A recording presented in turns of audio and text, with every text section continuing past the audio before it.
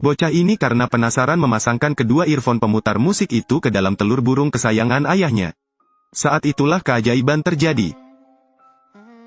Ya Tuhan, Thomas dengan ragu-ragu mengakui hal itu kepada ayahnya.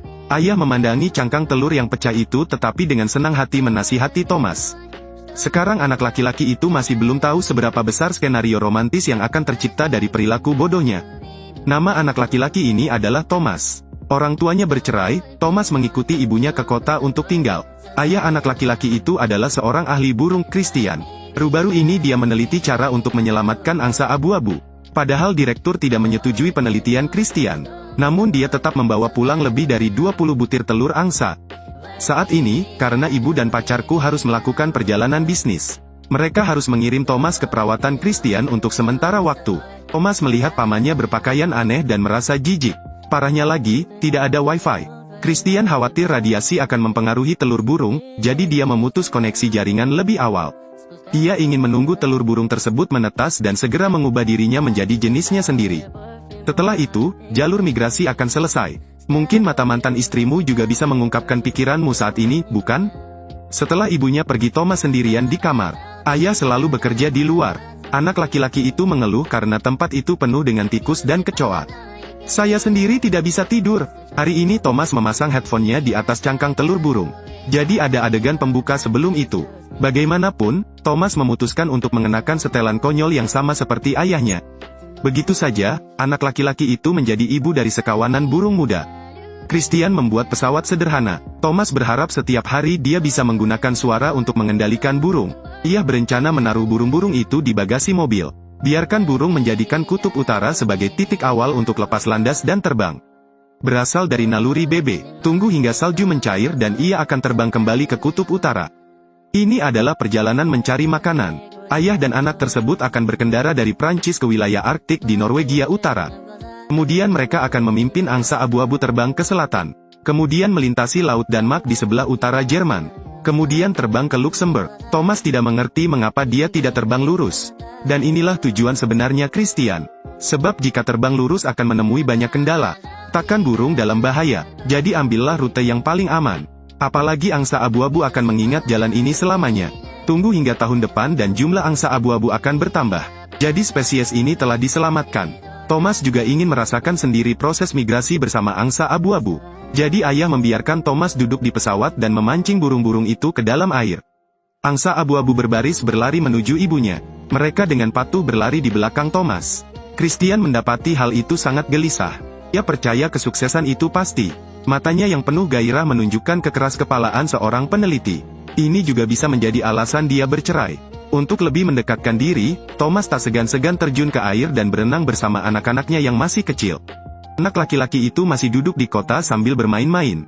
Sekarang saya sudah mahir bercerita kepada ibu saya tentang ciri-ciri burung. Tampaknya lingkungan alam adalah gurunya.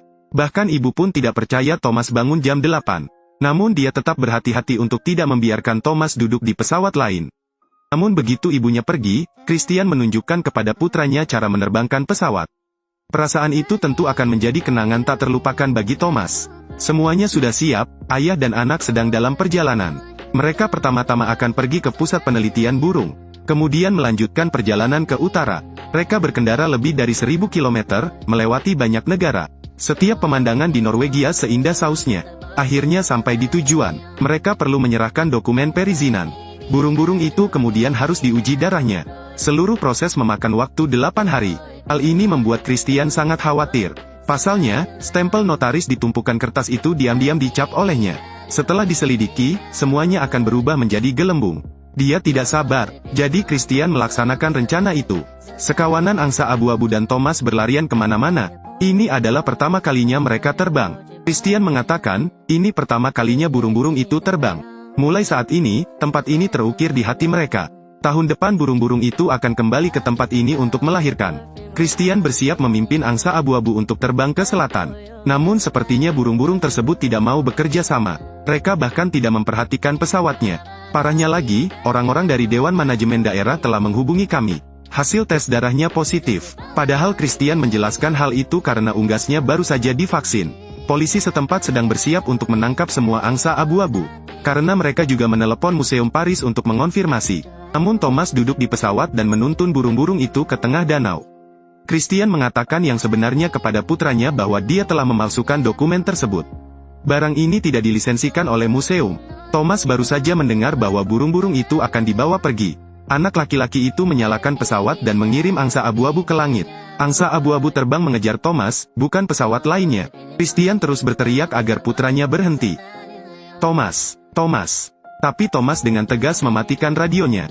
Mulailah perjalanan paling romantis dalam hidup Anda. Sekawanan angsa abu-abu terbang mengelilingi induknya, membentuk sosok nomor satu yang indah. Harus dikatakan bahwa hal yang paling romantis adalah keharmonisan antara manusia dan alam. Thomas mampir di tepi danau untuk beristirahat. Angsa abu-abu juga duduk dengan patuh di samping anak laki-laki itu. Sekarang Christian tidak peduli lagi. Dia hanya peduli pada keselamatan putranya. Sang ibu pun buru-buru menempuh perjalanan jauh untuk mencari anaknya. Menghadapi pertanyaan mantan istrinya, Christian hanya terdiam. Saat itu masih pagi tetapi burung-burung sudah panik. Thomas melihat seekor macan tutul berdiri tegak di atas tebing. Anak laki-laki itu mengerahkan seluruh keberaniannya dan berteriak untuk menakut-nakuti macan tutul itu. Tempat ini tentu tidak bisa bertahan lama. Mereka sedang dalam perjalanan lagi. Namun minyaknya hampir habis. Mereka harus bekerja keras sepanjang perjalanan. Akhirnya Thomas mendarat di pesawat di kawasan ramai. Untungnya, seorang gadis kecil yang baik hati mengisi pesawat Thomas dengan minyak. Kemudian Thomas melanjutkan perjalanannya. Gadis itu terus-menerus melambaikan tangan kepada anak laki-laki itu. Pada saat yang sama, dia juga menggunakan ponselnya untuk merekam semuanya dan kemudian memposting videonya di situs jejaring sosial. Sontak video tersebut menarik banyak perhatian. Seorang jurnalis di Paris menelepon Christian. Ceritakan padanya tentang video panas Thomas. Pasangan Kristen masih berpikir bahwa putra mereka hilang. Polisi juga menemukan Thomas. Tapi anak laki-laki itu saat ini, tidak menyadari apapun, masih bekerja keras untuk menemukan jalannya. Ketika Thomas melihatnya, dia segera lepas landas dan terbang ke langit. Mereka seperti itu terbang di langit. Thomas sebenarnya menyaksikan sendiri migrasi angsa abu-abu itu. Selain itu, Anda juga bisa mengagumi keindahan indah Eropa Utara. 14 tahun yang lalu, Thomas tidak pernah merasa sebebas sekarang.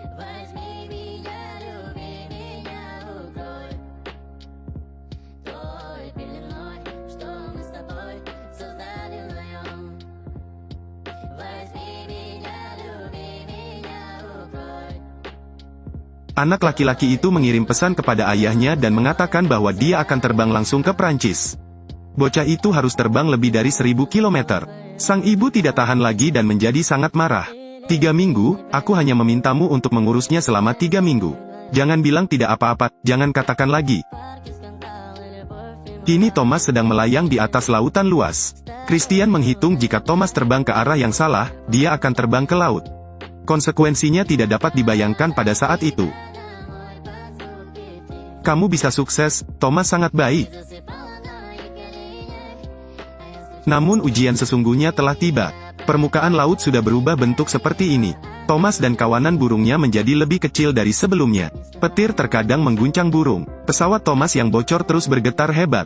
Namun meski begitu, anak laki-laki itu tetap berusaha menyemangati burung-burung itu. Saat badai mengamuk, Thomas juga melihat adanya harapan di depan. Mengalami pertarungan sengit, Thomas terbang ke awan. Angsa abu-abu tetap berada di belakang induknya. Thomas menepuk-nepuk burung kecil yang bermasalah itu. Lalu pegang burung itu di pangkuan Anda. Mengapa orang selalu ingin menantang yang ekstrim untuk terbang ke angkasa? Itu karena pemandangan di atas sungguh indah bak negeri dongeng. Tidak ada kesulitan lagi. Thomas memimpin kawanan kecil itu terbang ke selatan. Sekawanan burung terbang melintasi ladang jelai. Christian dan mantan istrinya pun berkendara ke selatan mengikuti jejak putra mereka. Dalam perjalanannya, bocah itu mendapat banyak bantuan. Semua orang berkumpul dan mengambil foto kenang-kenangan bersama Thomas. Anak laki-laki itu melanjutkan perjalanannya. Akhirnya Thomas terbang menuju rumah temannya Christian. Namun dalam perjalanan, Thomas mengalami dehidrasi parah dan harus dirawat di rumah sakit. Ketika dia bangun, hal pertama yang dia ingat adalah burung-burung. Ayah bilang burung-burung itu baik-baik saja tetapi harus berhenti di sini. Karena barang ini tidak berlisensi, pihak museum harus memotong sayap angsa abu-abu tersebut. Meski tidak menyakiti burung, seumur hidup mereka harus hidup dalam sangkar besi. Menyerah saja pada rencanamu di tengah jalan, kita sudah sampai pada langkah ini. Maaf nak, Christian merasa sangat bersalah. Dia sendiri hampir membunuh putranya. Christian memutuskan untuk membiarkan mantan istrinya membawa Thomas pergi dari sini. Lagi pula, anak laki-laki itu melewatkan terlalu banyak kelas. Namun keesokan harinya Thomas terbang bersama angsa-angsa itu lagi.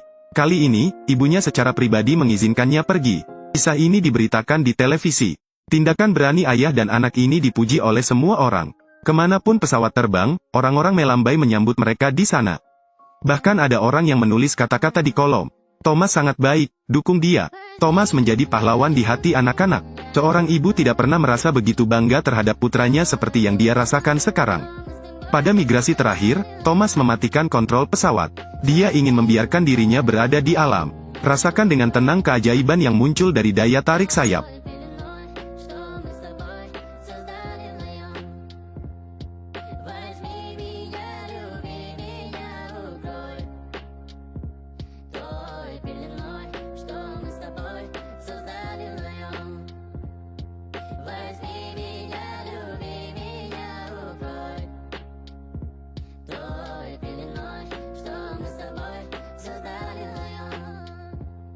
Thomas dan Christian benar-benar melakukannya. Namun meski begitu, Direktur Museum Paris tetap tidak mengakuinya. Menurutnya ini hanyalah penerbangan kapak di mata seorang pengrajin. Jika burung tidak kembali ke titik awal kutub utara, jadi mereka mengadopsi manusia sebagai orang tua dan meninggalkan rumah. 6 bulan kemudian di kutub utara, keluarga Kristen sekali lagi menemukan tempat asal angsa abu-abu. Meski sudah menunggu berhari-hari di sini, burung-burung itu masih belum juga muncul. Apakah kamu benar-benar gagal? Thomas menatap ke langit. Angsa abu-abu telah kembali. Itu mereka. Itu angsa abu-abu. Ayah, mereka kembali. Itu angsa abu-abu, mereka kembali. Aku ingin melihatnya. Sukses, sukses. Entah kenapa aku menitikkan air mata menonton episode ini. Manusia dan alam, cinta dan keberanian. Semua ini sungguh menakjubkan. Film tersebut berjudul Kebarkan Sayapmu. Silakan segera temukan film aslinya dan tontonlah.